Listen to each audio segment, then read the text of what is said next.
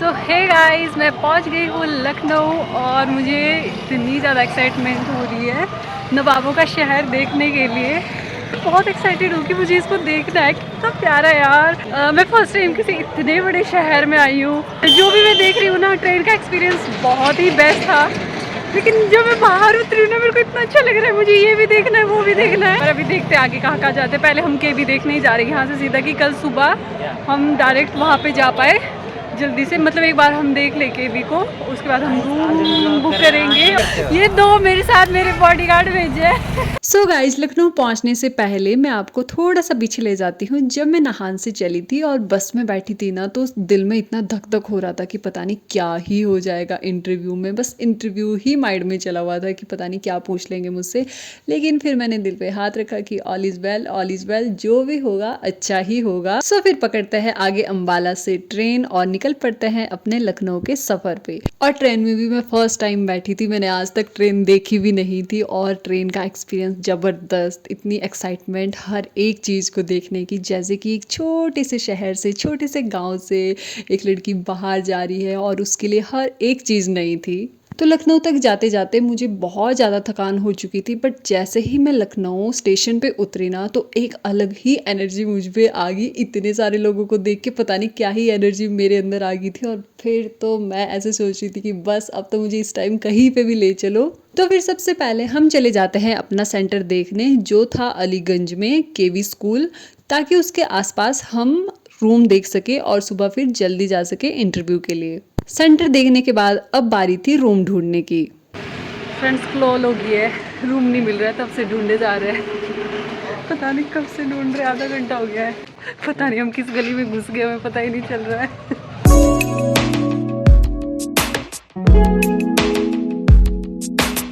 और हम फिर से नाकाम रूम ढूंढने में। 1 घंटा हो चुका है। तो फाइनली हमें रूम मिल जाता है और हम फिर जल्दी से फ्रेश हो जाते हैं, थोड़ा बहुत रेस्ट करते हैं। और सुबह से बहुत ज़्यादा भूख लग रही थी, तो हम थोड़ा रेडी होके निकल पड़ते हैं कुछ खाने के लिए। सो गाइस, अभी हम जा रहे हैं घूमने, हमें रूम मिल गया है अच्छा सा। कहाँ जाएंगे हम? बड़ा इमाम बाड़ा करके बोल बोले। पर सबसे पहले हम खाना खाएंगे, क्योंकि हमने सुबह से कुछ नहीं खाया। तो जो हमने टैक्सी ली थी ना, जो उसमें टैक्सी ड्राइवर थे वो बहुत ही अच्छे थे। उन्होंने हमें लखनऊ के काफ़ी सारे प्लेसेस बताए जो कि एक दिन में कवर हो सकते थे, जैसे कि इमाम बाड़ा, लूलो मॉल और अम्बेडकर पार्क, और भी काफ़ी सारी चीज़ें बताई कि आप जाके वहाँ पे एक्सप्लोर कीजिए। अभी हम जा रहे हैं बड़ा इमाम बाड़ा, और हमने अभी गाइड किया है, तो देखते हैं कि क्या क्या दिखाते हैं हमें। भूल भुलैया घूमने से पहले हम आपको थोड़ी सी जानकारी दे दें, जिसमें आपको घूमने में किसी किस्म की कोई प्रॉब्लम ना हो। इसके अंदर सर जो है तो 3 चीज़ें हैं। पहले नंबर पे है बौली कुआं, जिसमें नवाब आसुद्दौला ने अपने ख़जाने की चाबी डाली थी। दूसरे नंबर पे इमाम बाड़ा है और तीसरे नंबर पे है भूल भुलैया।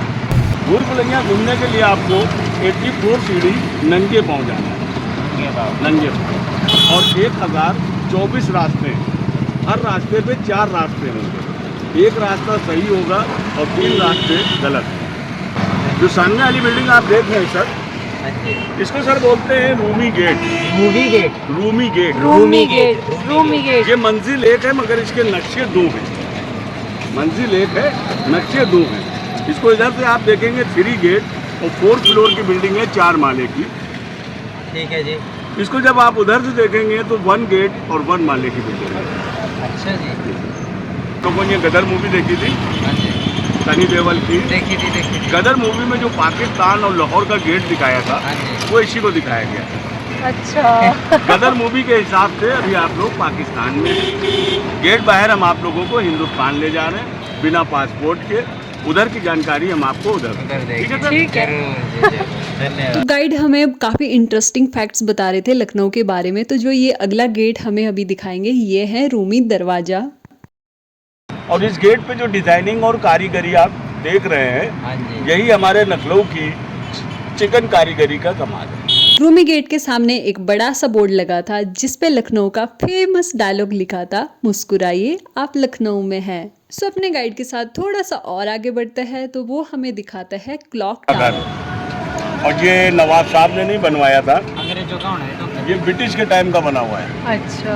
जिसने बनवाया था उसका नाम था colonel Houseport. Colonel Houseport ने अपनी पूरी लाइफ में सिर्फ 2 पीस बनवाए थे, एक हमारे लखनऊ शहर में और दूसरा बनवाया था लंदन में, जो बिग बैन के नाम से जाना जाता है। ये सर 1881 में बना था।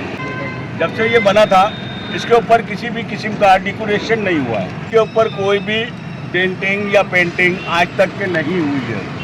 सबसे लास्ट में एक चिड़िया लगी हुई है, उस चिड़िया का वजन है 25 केजी का। ये सबसे ऊपर टॉप पे है। हाँ जी, इस चिड़िया का वजन है 25 केजी का। हाँ जी। ये चिड़िया हवा का डायरेक्शन बताती है कि हवा किधर से आ रही है। अच्छा। जिधर से हवा आ रही होगी, चिड़िया का जो फेस है वो हवा के रुख पे होगा। अच्छा, उधर से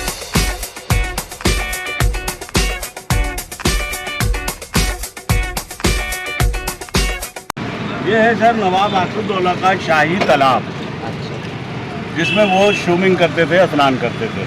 यहाँ पे जब नवाब आसुद्दौला आते थे तो सबसे पहले उसके अंदर बैठते थे, हुक्का पीते थे, फिर इसमें स्विमिंग करते थे, स्नान करते थे, फिर उसमें जाके कपड़े चेंज करते थे।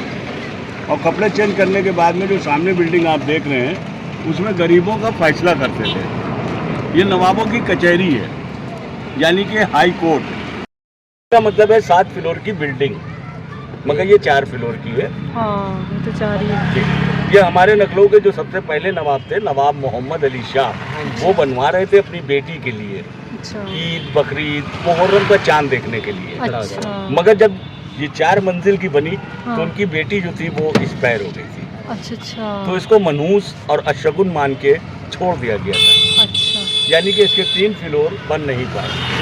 इसके बाद हमारे गाइड हमें ले जाता है चिकनकारी मार्केट और कहते हैं कि आपके पास 1 घंटा है, अगर आपको एक्सप्लोर करना है तो आप जाइए। तो हम चले जाते एक बड़ी सी शॉप के अंदर जहाँ पे सिर्फ चिकनकारी की कुर्तियाँ थी, चिकनकारी साड़ियाँ, सूट, बहुत सारी वैरायटी थी वहाँ पे। तो हम देखने लग जाते हैं और फिर मुझे 1-2 कुर्ती पसंद आ गई थी, बट मैं उसमें से एक ही ले रही थी क्योंकि बहुत ज़्यादा महंगी कुर्तियाँ थी, वहाँ पे 1000 से ही स्टार्टिंग थी। तो वो लोग हमें चिकनकारी के बारे में बहुत डिटेल से बता रहे थे कि जो लड़कियाँ होती है वो यहाँ पे खुद इसकी सिलाई, बुनाई, कढ़ाई करती है हाथ से ही, इसीलिए चिकनकारी इतना ज़्यादा महंगा होता है। देखिए आप पहले आप उसको देखिए ये कैसे बनाती हैं, आपको दिखाएंगे। ये देखिए सर, आप भी देखिए। वहाँ पे जो शॉपकीपर थे फिर उन्होंने एक लड़की को बुलाया कि आप देखिए कि कितनी ज़्यादा मेहनत लगती है एक कुर्ती को बनाने में। इसमें जितना आपने ये बनाया ना, इसमें कितना टाइम लगेगा एक कुर्ती में? 1.5 महीने। 1.5 महीना। 1.5 महीने। अब ये देखिए, अब देखिए चीज़ देखिए, काम देखिए, ये कोई चिपकाया हुआ नहीं गया आपका, ये पूरा हाथ की तुरपाई से किया हुआ गया है। देखिए ये सब धागे देखिए हाथ की तुरपाई से किए हुए गए हैं आपको। ये चैन है, ये धागों से भरी जाती है आपकी। ये एक एक धागा, मोती, एक एक दाना अगर डाला जाएगा तो कितना टाइम लगेगा आप भी समझ सकते हो। जो ये दिखा रहे थे हमें, इसका प्राइस जो उन्होंने हमें बताया वो कहा कि 7000 उनके शॉप में है, लेकिन अगर आप बाहर से लोगे तो 35,000 में आपको ये मिलेगा। फिर हमने कहा कि इसका प्राइस इतना ज़्यादा क्यों है, तो उन्होंने हमें बताया कि इसको बनाने के लिए 3 साल लगते हैं और 40 लड़कियां कंटिन्यू 3 साल तक इसकी बुनाई करती है। 7500 का हमारे पास मिलेगा, मार्केट में अगर आप लेने जाएंगे तो 35,500 रुपये की स्टार्टिंग है। तो इतने ज़्यादा पैसे तो हमारे पास नहीं थे कि हम 7000 की शॉपिंग करें सिर्फ एक कुर्ते पे। तो हमने सिर्फ 1000 रुपये की कुर्ती ली और चल पड़े अपने अगले डेस्टिनेशन पे, जो कि था बड़ा इमाम बाड़ा। वहाँ साइड में ही एक शॉप लगी थी छोटी सी, जहाँ पे तरह तरह के गॉगल, शेड्स वगैरह थे। तो हमने एक एक लिया और अच्छे से घूमने निकल पड़े। और बाहर से इमाम बाड़ा इतना खूबसूरत था, चारों तरफ जो नक्काशी की हुई है हर एक जगह पे, वो देखने लायक थी। उसके बाद हम चले जाते हैं भूल भुलैया में, जहाँ पे बिल्कुल अंधेरा था और जो हमारे गाइड ने हमें बताया था कि उसमें 1024 रास्ते हैं, 4 रास्ते गलत हो गए और एक रास्ता सही होगा। 1857 में बरतानिया की फौज गई थी, नवाब का खजाना लूट लिए, ऑक्सीजन न मिली, इसी में घुट के मर गए, तब से गवर्नमेंट इसको बंद करा दिया। और मुझे इसके अंदर इतना डर लग रहा था क्योंकि बिल्कुल अंधेरा था, मुझे सांस ही नहीं आ रही थी और मैं अपने भाइयों को बोल रही थी कि प्लीज़ बाहर चलो किसी तरह। और वहाँ से बाहर का कोई रास्ता नहीं था, अगर आप वन साइड चले गए तो वापस नहीं आ सकते थे क्योंकि पीछे और लोग थे बहुत सारे। तो काफ़ी मुश्किल के बाद इस भूल भुलैया से हम बाहर निकलते हैं, लेकिन उसके अंदर का एक्सपीरियंस मेरे लिए थोड़ा ऐसा था कि मुझे डर लगता है अंधेरे से, लेकिन मेरे भाइयों के लिए वो बहुत ही ज़्यादा एडवेंचर था। इसके बाद जो हमारी नेक्स्ट डेस्टिनेशन थी वो थी लूलो मॉल, क्योंकि जिससे भी हमने पूछा सभी कह रहे थे कि आप लूलो मॉल जाइए, वो बहुत अच्छा है, आपको वहाँ पे बहुत बेस्ट लगेगा। तो हम भी कैब बुक करी और निकल पड़े अपने लूलो मॉल की डेस्टिनेशन पे।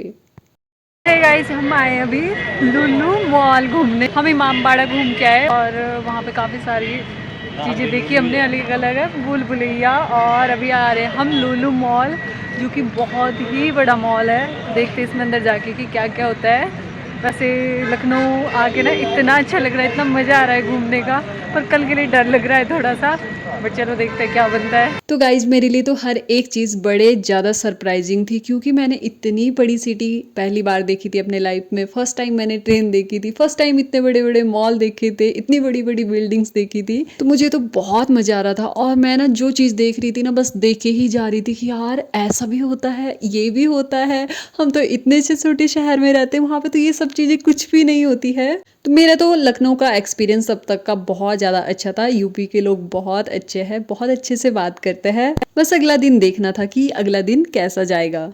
हे गाइस, अभी हम पहुंच चुके हैं वापस रूम। बहुत ज़्यादा थक गए, लेकिन हमने लखनऊ को इतना एक्सप्लोर किया, अभी वापस आके थक गए और अभी रेस्ट करना है और सुबह फिर इंटरव्यू के लिए जाना है। मैं बहुत ज़्यादा नर्वस हो रही थी, मैं बार बार इनको बोल रही थी वापस चलो यार, मेरे को डर लग रहा है। कह रहे दीदी आराम से घूम तो लो कम से कम, बट आप दोबारा से लखनऊ नहीं आ पाओगे, घूम लो आप। पर मेरे माइंड में वही चल रहा है कि एक बार इंटरव्यू हो जाता ना, फिर आराम से घूम लेते या कुछ भी ऐसा हो जाता।